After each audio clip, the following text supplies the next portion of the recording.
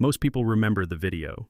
11 seconds long, shaky camera, courtroom lights buzzing overhead, and a veteran cop stepping forward and kicking a woman square in the chest. Yeah, that happened. What nobody knew in that moment was that the woman he kicked wasn't just some random spectator. She was the brand new police chief of the city, sworn in less than 2 hours earlier. And the man who kicked her, Officer Daniel Mercer, the most feared cop in Brookhaven, the guy who'd been running the streets like his own personal kingdom for almost 20 years. Now, if you watch the clip today, the first thing you notice isn't the kick itself, it's the silence right after. You hear the thud of the boot hitting her chest, the scrape of her shoes sliding across the courtroom floor, papers flying everywhere, and then nothing. 40 people sitting there frozen like someone had cut the sound out of the world. Mercer just stood there shaking out his leg like he'd bumped into a chair. Under his breath, he muttered, "Next time move like the woman on the floor was just an inconvenience in his way." Nobody in that room had any idea what was about to happen next, including Mercer himself. The woman slowly pushed herself up, one hand against the table, blood touching the corner of her mouth. She didn't shout, didn't panic, didn't even look angry. She looked steady, that kind of steady that makes a room go cold. She reached inside her coat and pulled out a badge that caught the courtroom lights like a spark. "Officer Mercer," she said calmly, "I'm Chief Lena Carter. You just assaulted your commanding officer." The moment those words landed, you could feel the air change. Mercer's face did something strange, like his brain had just slammed into a wall it didn't see coming. Because for the first time in 20 years, the man who controlled everyone else had just lost control of the room. But that moment, that kick, it wasn't really the beginning. It was the explosion at the end of a fuse that had been burning quietly for almost 2 decades. The hearing that morning was supposed to be routine, a small juvenile case that nobody in Brookhaven would remember by dinner. 17-year-old Malik Carter stood next to a public defender who had clearly been assigned the case about 5 minutes earlier.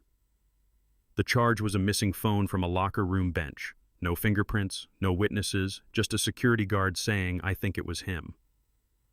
In most cities, that case would have lasted 10 minutes. But in Brookhaven, Officer Mercer had personally inserted himself into the investigation. And around here, that usually meant something ugly was about to happen. Sitting quietly in the second row behind Malik was his older sister, Lena. She wasn't wearing a uniform yet, just a long black coat and jeans. Her badge was still tucked in her pocket because the city council had sworn her in that morning during a quiet ceremony that almost nobody attended. Instead of celebrating, she drove straight to the courthouse. See, Lena knew how this town worked. She'd seen it before, years ago, standing barefoot on hot asphalt while police lights flashed around her father's car. Broken taillight, that's what they said. He never made it to the hospital. That memory stuck with her in a way that never really fades, you know what I mean? Some people grow up admiring the badge. Lena grew up wanting to hold it accountable. Mercer noticed her because of something small, her hand resting on the back of Malik's chair, protective, quiet. Mercer walked over with that swagger he always had, the walk of a man who believed the entire building belonged to him. "You interfering with court business?" he asked, leaning close enough that Malik straightened up immediately. Lena didn't move. "No," she said, calm as ever. "I'm supporting my brother." That word, brother, seemed to irritate him. Mercer glanced at Malik, then back at Lena, with a smirk that carried a little too much history behind it. "You people always got an excuse," he muttered. Malik tried to speak up, but Mercer cut him off with a raised hand. "Kid, you want to make this worse?" Lena slowly stood up. Not aggressive, not loud, just steady. "Officer," she said, "you're out of line." And that was it. That was the moment Mercer snapped. Maybe it was pride, maybe it was prejudice, maybe it was the simple fact that nobody had ever said those words to him before.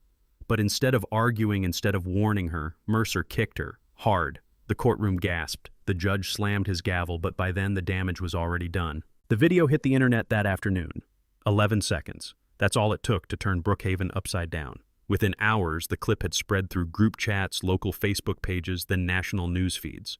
Commentators slowed it down frame by frame. The kick, the slur under Mercer's breath the moment Lena stood up with that badge. By evening, half the country had an opinion about a town most of them had never heard of before.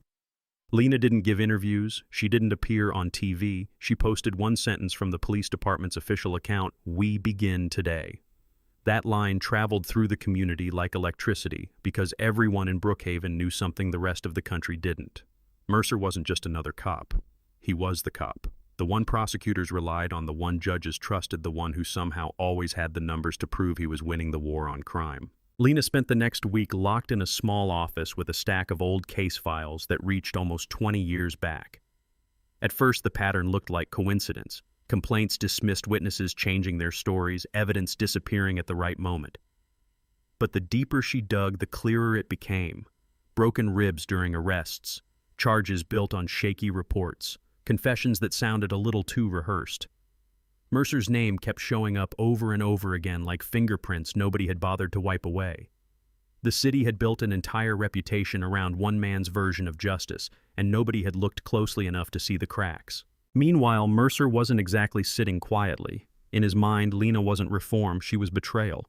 "I kept this city safe," he told a group of officers in the locker room one afternoon, pacing like a caged animal. Now they hand the department to someone who's never walked these streets. A few officers nodded out of habit, but others just stood there watching the floor. They had seen the video too, and something about it didn't sit right anymore. The department had started to feel different, like gravity had shifted a few inches overnight. Then the threats started. First, a phone call, voice distorted. "Stop digging."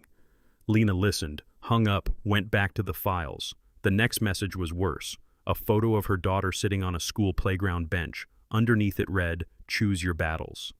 Lena stared at that message for a long moment, jaw tightening just slightly, then forwarded it to cybercrimes and called the school to increase security. After that, she went back to work. Fear had stopped working on her years ago. The break in the case came from someone nobody expected. Detective Aaron Blake had spent 10 years working under Mercer. He admired the guy, once believed every word about protecting the city. But over time, Blake had started recording things quietly, just in case. Insurance, you could call it. One night, he showed up at Lena's house holding a hard drive like it weighed 100 pounds. "Chief," he said, setting it on the kitchen table, "you need to see this."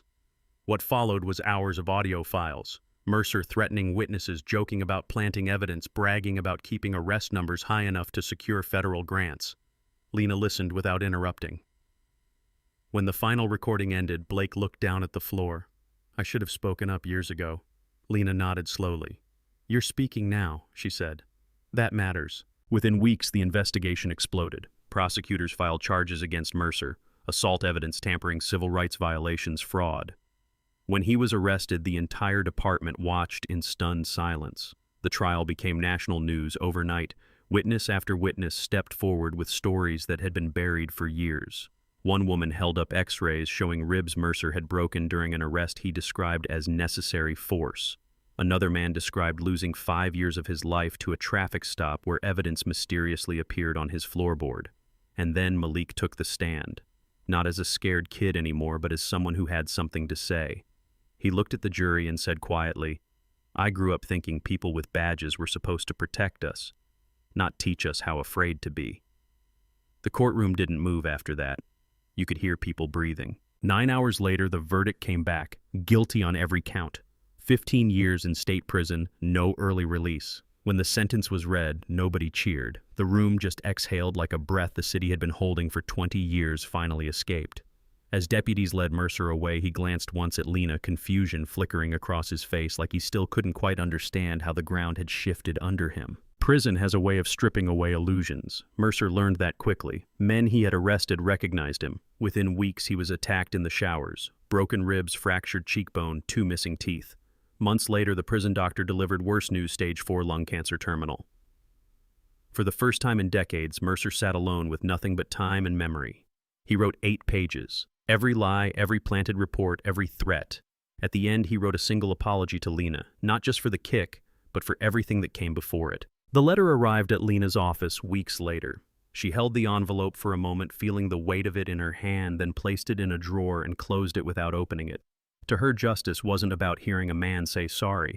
It was about making sure nobody else could do what he did again. 5 years later, Brookhaven looks different. Old cases reopened. Oversight boards run by citizens instead of officers. A department learning how to rebuild trust piece by piece. Lena still arrives at the station every morning at 6 with coffee in hand and work waiting on her desk. And in that drawer sits Mercer's letter, still sealed, a reminder that justice isn't a finish line. It's a promise you keep choosing every day. Now here's the thing people in Brookhaven still argue about. Some say Lena should have opened that letter. that hearing a man confess before he died might have given the story closure. Others say some lines are crossed so far that apology doesn't change anything. So let me ask you something.